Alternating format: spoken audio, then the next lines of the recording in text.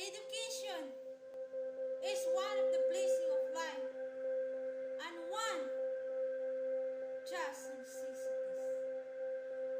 Dear sisters and brothers, dear fellow children, we must work, not wait. Not just a politician is one leaders. We are to contribute. We are to contribute. Me, you, we.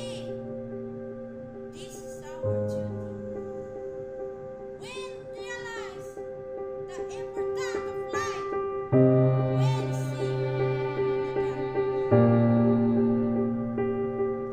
We realize the importance of voice when we are